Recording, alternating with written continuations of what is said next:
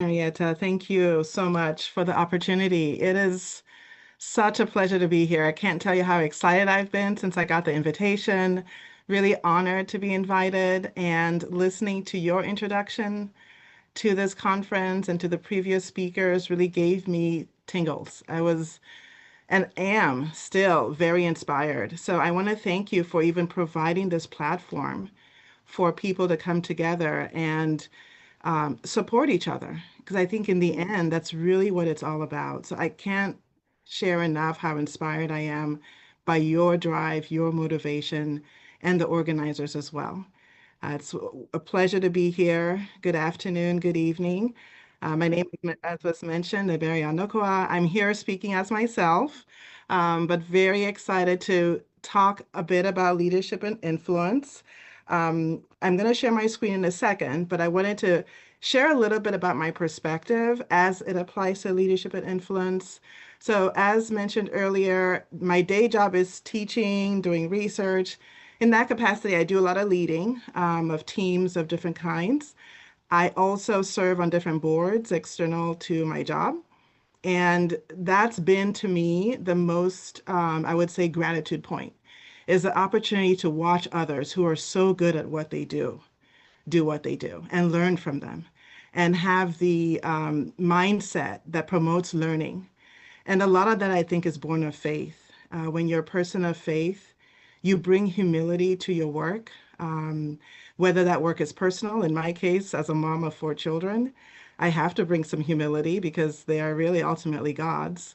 And the goal here is to guide them Godward, or professional, bringing that humility. And that's allowed me, I think, to learn from the opportunities that God has presented for me in various ways.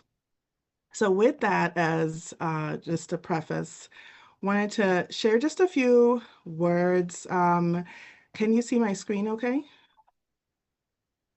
Okay, wonderful. So just a few words about leadership and influence, keeping an eye on the time. I have 15 minutes and I wanted to use about half of the time, three-quarters of the time, if you will, to allow time for conversation and to hear from you all about your thoughts on what I shared and your thoughts on leadership and influence. So I selected the topic leadership and influence, but I'm really going to spend my time talking about service. And if there's one thing I would say to take from my talk, it's that service drives leadership and impact. Whatever influence and impact one seeks in life, it's hard to get there directly. And so service is one that I would offer as a key driver. It's certainly then, of course, as you achieve those leadership and influence opportunities, it feeds back into service. But if you're going to enter the circle somewhere, I think you absolutely have to enter with service and bring in that mindset. So that's what I'm going to talk a bit more about, how we get there in terms of using service as a driver. The first condition that I would say is to be clear on your why. Why am I doing this? Whether this is a new venture, a new job, a new relationship, whatever it is you're spending your time doing is an investment, right? My background is in economics, that's what I teach. And so I'm always about trade-offs and return on investment. You're putting time in, what are you getting out of it? That applies in research, it also applies in life. So understanding what it is that you're doing this for, because that purpose brings direction to your effort. We all put a lot of time into a lot of different things. As sisters, brothers, children, we all have individuals who parent us and mentor us. We have people who look up to us. So we're putting a lot of time into those things. But if we don't bring a sense of purpose to that, then it's activity that lacks direction. And so that's always been something that's very important to me is understanding my why. Why am I doing this?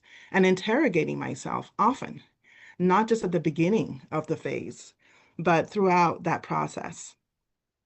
And that applies to both professional and personal activities. And then this last part about knowing what good looks like, it's a phrase I hear often in professional circles. What does good look like? If you're trying to achieve a goal, how do you know when you've achieved it? And so really having a sense of that end goal or that end game, what is it that you're looking for? And being able to define it is so important because that is part of your why. Presumably, you're looking for something good to happen. Be able to define it concretely so you know when you achieve it. Otherwise, you may achieve it and you won't be aware of it. Or you may be looking at something else that's not good and striving for that. So knowing what good looks like, I think, is absolutely important. Not just to define it, but to look at it often. We all know that allegory about looking in the mirror, understanding who you are, and then forgetting who you are, learning that from the good book. And so it's important to understand what good looks like and be able to look at it often as you progress through your journey so you don't forget that that's what you're striving for. The other part about building towards a service mindset is not just knowing your why, but figuring out who to connect with around you. Because without connection, you can't have impact. If people don't know you care about them, they don't care about what you know. And so whether you're bringing knowledge, skills, technology, whatever it is you have that's the thing, the widget that you're offering, you have to also understand who you're offering it to and why they want it. How can it benefit them? And so that's why I talk about connecting meaningfully as a prerequisite for impactful service. And so that just that first piece at the top left there is like, this is a local activity. This is not something, one can do it online and many do, but I really think to be authentic and to hone your craft, you have to get good at local connections. Who's in your family? Who's in your community? Who is your neighbor? Who do you see at work? Who do you see at the grocery store? Who do you see on the way back from the different places you visit? How are you connecting with them? And so that community doesn't have to be a community of 1,000 people. And in fact, numbers don't matter here because it's not quantity, it's quality, right? So it is thinking about that community, whether it's a community of one or a community of 5 or 5,000, that you define them and connect with them. And the way you do that is in the bottom left here, it's understand their why. What is it that gets them up in the morning? Because until you understand what moves people, I think it's going to be very hard to connect meaningfully with them.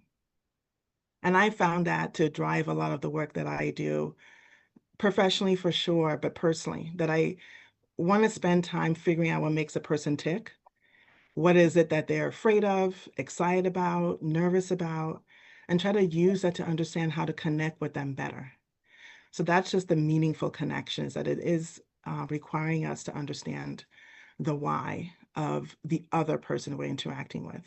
And then this idea at the bottom right here that I've really just tapped into a lot throughout my career is that empathy is a leadership skill, because a lot of things we think about with leadership, it's education, how many degrees do you have or don't have, or how much experience do you have or don't have. And a lot of times that can be an exclusion for people. What if I don't have a degree? Does that mean I'm not a leader? What if I don't have experience? Does that mean I'm not a leader? Or I may never be a leader then, if those are the requirements for leadership. But in fact, those are not the only way you can be a leader. I would absolutely want to disabuse us of that. So that's why I talk about empathy as a leadership skill. If you care, you will be leading. Because once you care about people, you will connect with them and they will be looking up to you to influence them. And that's leadership. And that you can do today. And of course, when you have a bigger platform, you can do more. But there is nothing that stops any of us from being a leader today. And I love this article from the Harvard Business Review, which I show below and highlighted in the title. They talk about leadership skills as a non-negotiable component of it is empathy, which I think is quite fundamental and maybe different from the way many people think about leadership skills, that is non-negotiable. So if you want to be a leader, then this article is advocating for show me your empathy. And without that, I wouldn't want to consider you a leader. And so to close out kind of this idea of service, just have a couple more slides here. I really want to offer service as a core principle. But first, let's define it. What is service? It's an activity that creates value for others. To know what's valuable to someone, you have to know what's important to them. You have to care about them. You have to know their preferences. You have to know what matters to them, whether it's your child, your spouse, your colleague at work, the clerk at the grocery store, the policeman directing traffic, whatever it is, the environment that you're in, you always have an opportunity to serve. Once we define it this way, you always have an opportunity to create value for other people. And I love that because it frees me to think about service as something I have control over and not something I have to wait for someone to provide for me as an activity. I just love the prior speaker's thought around that independent thinking, where she did not wait for others to provide opportunity. She seized it in her mind first and then realized it in her life. I was so inspired by that.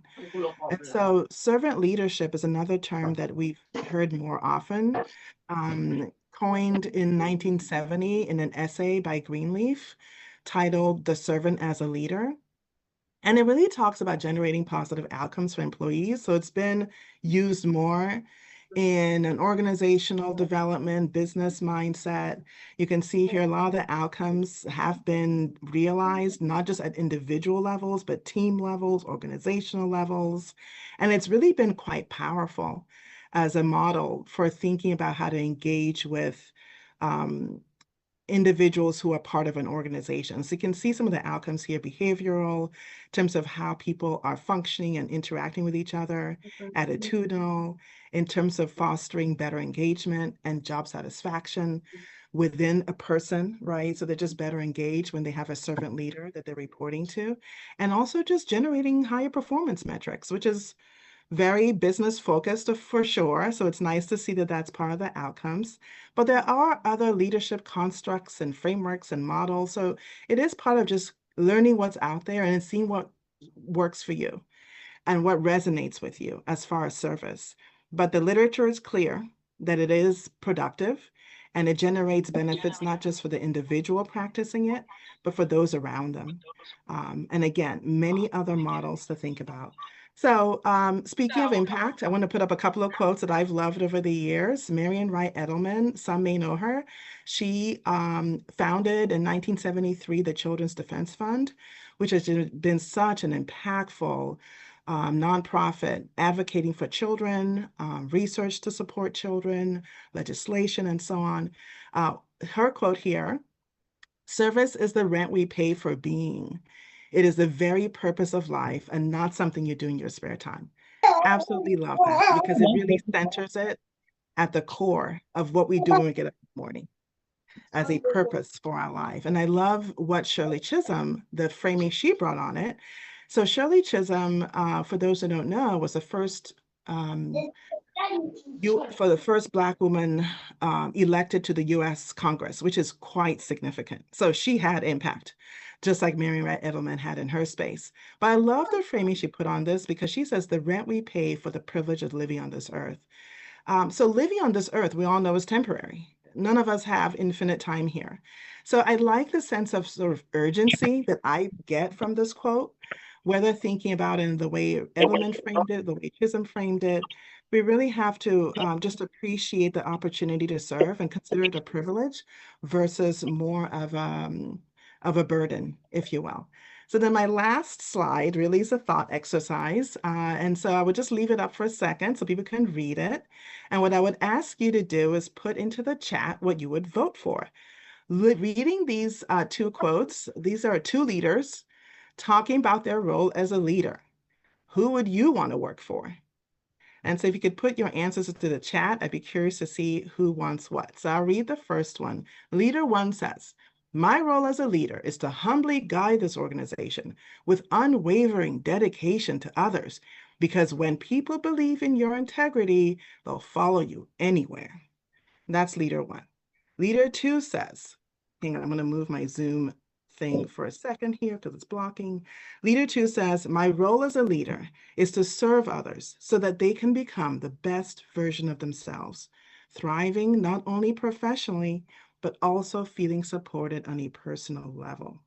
So just curious to see who would vote for leader one, who would vote for leader two. You can just stick the numbers into the chat and I'll take a look. Okay. Yeah, certainly feel free to keep putting those numbers in there, but from what I've seen so far, it's leader two. I would vote for leader two as well. Leader one is my chat GPT creation. So I'm glad no one voted for leader one. But leader one is a person who wants to put out there that they are supportive, and maybe wanting to be seen as person-centered and humble, but may not really be. And you may get a clue from that from the last part. They'll follow you anywhere, and you probably are rightfully thinking, where are they leading me? So it is important to know what good looks like so that you can model it appropriately and fashion yourself into the best version of a leader based on the role models that you're seeing out there. So thank you very much again for the time. I will stop sharing my screen and see if there's a couple of minutes left for any questions for me. Thanks again. Yes, thank you for the question. It is one that happens quite often. So the question that members, what if the members you're leading are not supportive? What do you do? And it is a very important question because this is, in fact, oftentimes the reality. Sometimes the ideas you have, it's too early in the sense that people aren't ready for it, or they are against it for different reasons, some of which may not be honorable. But either way, they're not supportive. And I think what I can offer for that is because a lot of it is contextual. Um, I can think about how to answer that in a personal sense, in a professional sense. But what I always start out with, regardless of whether it's a personal or professional setting, is I pray about it. I really try to listen for direction on what I need to do to move my agenda forward. Sometimes the answer is nothing. Outward. I don't need to go and proselytize and convince people, and make my case because I've already made it. Sometimes the answer is yes, you need to go on a path that's informed but purposeful to get your point across and make sure you generate the right support. And so some of it could involve talking with people one-on-one. If you put out something there and you get pushback, talk with people, figure out what it is they're afraid of, or concerned about, or nervous about, and find a way to turn them into allies. That's oftentimes the path that kind of takes more time, but is more productive than trying to kind of use a stick approach and say, you must do this or you must follow. That's really not leadership. It has to be willingly given to you, that people are following you. So I can't offer, this is the way I always do it because I really just listen for guidance and then I follow whatever my best intuition is after doing that, listening. Thanks for the question.